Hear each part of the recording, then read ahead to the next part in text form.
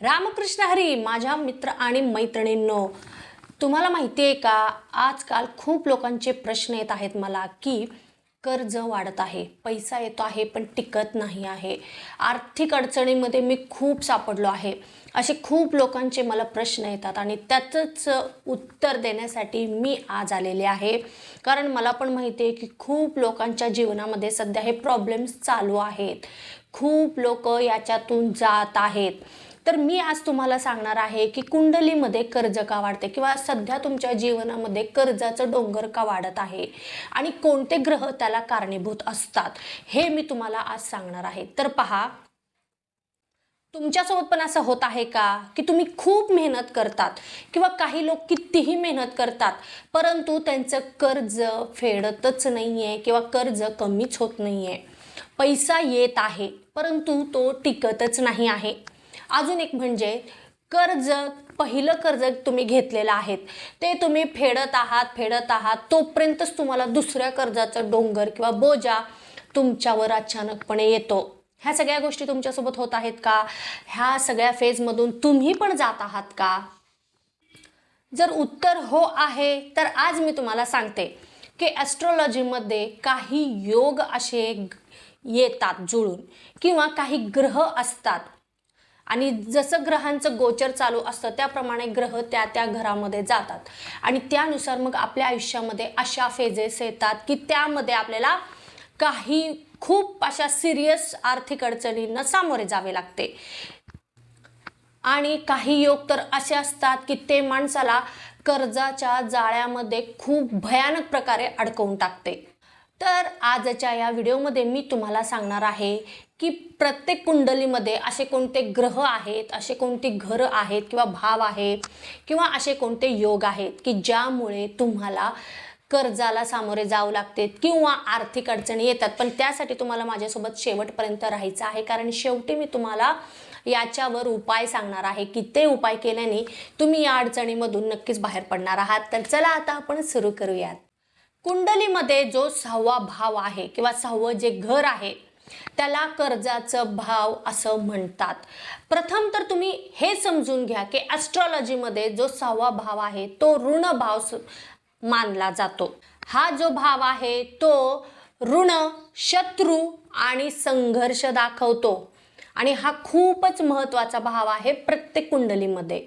जर तुमच्या कुंडलीमध्ये ह्याच 6व्या भावावर एखादा पापग्रह बसला असेल किंवा पापग्रहाची दृष्टी असेल तर 100% तुम्ही तुमच्या आयुष्यामध्ये कर्ज घेता किंवा तुम्हाला कर्ज घ्यावे लागू शकते. तुम्ही कितीही मिळवत असाल तरी पण तुम्हाला कर्जाचा सामना करावा लागणार आहे. आता आपण बघूयात दुसरा भाव. कुंडलीमध्ये दुसरा जो भाव आहे किंवा दुसरं जे घर आहे ते धनस्थान त्याला म्हटलं जातं किंवा जे आर्थिक सोर्सेस असतात, तुमचे मिळकती असतात, सेविंग्ज असतात, पैसा साठवणं असतं, ते सगळे या दुसऱ्या भावामध्ये येतात. आणि लक्षात घ्या, दुसरा जो भाव आहे तो जर कमजोर असेल किंवा त्याच्यामध्ये पापग्रह विराजमान असतील किंवा पापग्रहाची दृष्टी असेल तर नक्कीच तुम्हाला खूप पैसे येतील, कारण स्त्रोत आहे तर वेगवेगळ्या ठिकाणातून पैसे येतील परंतु पैसा टिकवणं हे तुम्हाला जमणार नाही किंवा पैसा सेविंग होणार नाही, हे लक्षात घ्या. आता कुंडलीमध्ये 12वा जो भाव आहे त्याला व्ययस्थान किंवा खर्चाचा भाव असं म्हटलं जातं. आणि लक्षात घ्या, हा जो भाव आहे हा जर भाव तुमच्या कुंडलीमध्ये मजबूत असेल ना तर काय होईल, पैसा येईल भरपूर, तुम्ही भरपूर पैसे मिळवणार आहात परंतु पैसा असाच खर्च पण होणार आहे. कारण खर्चाचाच भाव जर मजबूत असेल तर खर्च तुमच्या आयुष्यामध्ये कायम राहणार आहे. मिळकतीपेक्षा तुम्ही खर्च जास्त करणार आहात. आता आपण ग्रह पाहिलेत कुंडलीमध्ये, आता ग्रह पाहूयात. पहिलं जे ग्रह आहे तो आहे शनी. शनी महाराज पण आर्थिक अडचणी आणण्यामध्ये खूप कारणीभूत असतात. आता कसं आपण पहिल्यांदा पाहूयात. जर शनी महाराजांची दृष्टी तुमच्या कुंडलीमधील 6व्या भावावर किंवा 6व्या घरावर असेल तर 100% कर्ज तुम्हाला मिळणार आहे किंवा तुम्ही कर्ज घेणार आहात. परंतु कर्ज जे आहे ते इतकं स्लो फिटणार आहे की तुम्हाला तुमचं पूर्ण आयुष्य जाऊ शकेल. ते कर्ज फेडण्यामध्ये, कारण शनी हा हळूहळू परिणाम देत असतो, तो हळूहळू चालत असतो. त्याच्यामुळं जर शनी तिथे असेल किंवा शनीची दृष्टी त्या घरावर असेल तर 100% तुमचं कर्ज हे खूप लांबणीवर जाणार आहे. तर हे पण ध्यानी ठेवा. आता आर्थिक अडचणीमध्ये दुसरा ग्रह जो आहे, जो कारणीभूत आहे, तो आहे राहू किंवा राहूचा प्रभाव. जर आर्थिक जे भाव आहेत तुमच्या कुंडलीमध्ये तिथे राहू असेल किंवा राहूची दृष्टी असेल तर माणूस काय करतो, मोठे मोठे आर्थिक निर्णय त्यांच्या आयुष्यामध्ये घेतो. मग कधी कधी त्या निर्णयातून नुकसानीला तुम्हाला सामोरे जावे लागू शकते. अजून एक, राहू माणसाला मोठे निर्णय घ्यायला भाग पाडतो किंवा आमिष दाखवत असतो. परंतु कधी कधी हेच मोठे जे धोके आहेत ते तुम्हाला आर्थिक संकटामध्ये टाकू शकतात किंवा त्यामागे एक मोठा धोका दडलेला असतो.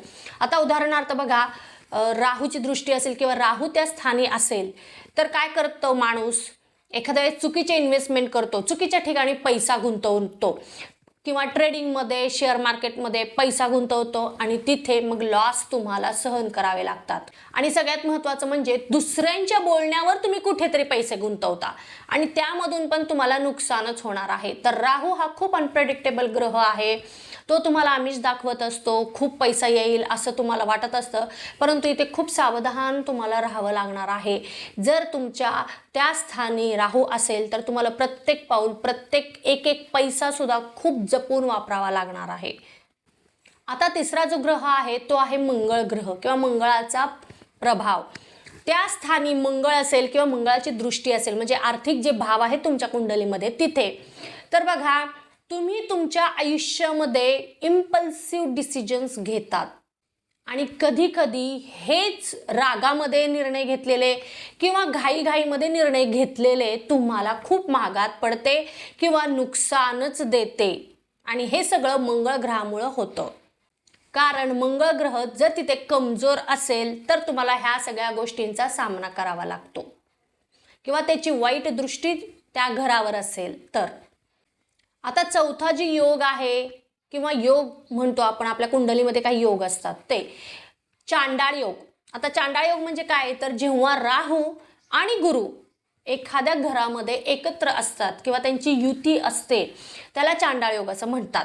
जर तुमच्या कुंडलीमध्ये चांडाळ योग आहे तर या योगामुळे तुम्ही तुमच्या जीवनामध्ये काही चुकीचे आर्थिक निर्णय घेऊ शकतात किंवा तो तुम्हाला तसा प्रवृत्त करतो किंवा तुम्ही चुकीच्या माणसांच्या प्रभावामध्ये जाऊन आर्थिक निर्णय घेऊ शकतात. त्यांचं ऐकून किंवा त्यांच्या सल्ल्यानुसार तुम्ही चुकीचे निर्णय घेऊन नुकसानीला तुम्ही बळी पडू शकतात. मग ह्या गोष्टी घडू शकतात तुम्ही तुमच्या आयुष्यामध्ये. आता हे आपण ग्रहांचं बघितलं, घरांचं बघितलं आणि भावांचं म्हणजे पाहिलं, योग पाहिले. परंतु कर्ज वाढण्यासाठी किंवा कर्ज तुमच्या आयुष्यात येण्यासाठी अजून काही गोष्टी कारणीभूत असतात. जसं की तुमचे खूप घाईमध्ये घेतलेले आर्थिक निर्णय असतील, न विचार करता कोठेही इन्व्हेस्टमेंट असेल किंवा आर्थिक प्लॅनिंग नसणे, ह्या सगळ्या गोष्टींमुळे पण तुम्ही आर्थिक अडचणीमध्ये येऊ शकतात. तर मी तुम्हाला आता काही उपाय सांगते ह्या आर्थिक अडचणीतून तुम्ही बाहेर कसे पडणार आहात त्याच्यासाठी. परंतु हे उपाय जस्ट फॉर्मॅलिटी म्हणून तुम्हाला करायचं नाही किंवा जस्ट मी सांगते म्हणून करायचं नाही आहे. तर ते तुम्हाला मनापासून असं वाटायला पाहिजे की हे जर मी केलं तर माझ्या आर्थिक अडचणीमधून मी 100% बाहेर पडणार आहे. मनापासून हे उपाय करा, लवकरच तुम्हाला परिणाम पाहायला मिळतील. पहिला तर उपाय आहे शनी महाराजांसाठी. तर शनीची उपासना करायला चालू करा. दर शनिवारी शनीच्या मंदिराला जा, गरिबांची मदत करा, अन्नदान द्या, काळे तीळ असतील, काळे उडीद असतील ते अर्पण करा शनी महाराजांना, तेल अर्पण करा.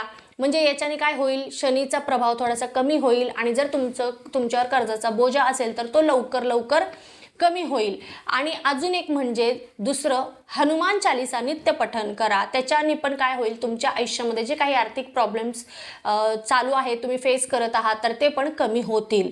अजून एक म्हणजे निर्णय घेताना खूप विचार करून तुम्ही निर्णय घ्यायला हवा आर्थिक बाबतीमध्ये. आणि विशेष म्हणजे खर्चावर नियंत्रण ठेवा. मिळकत आहे त्याच्यापेक्षा जर खर्च असतील तर थोडंसं बॅलन्स करण्याचा प्रयत्न करा दोन्ही गोष्टी.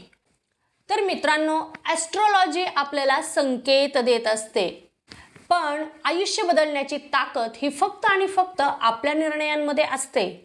कठीण मेहनत, खूप परिश्रम करा, कर्म चांगले ठेवा, नक्कीच तुम्हाला पॉझिटिव्ह परिणाम पाहायला मिळतील.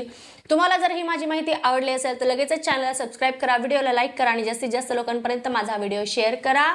आता आपण भेटणार आहे पुढच्या व्हिडिओमध्ये काही इंटरेस्टिंग माहितीसोबत. तोपर्यंत ओम नमः शिवाय, हर हर महादेव.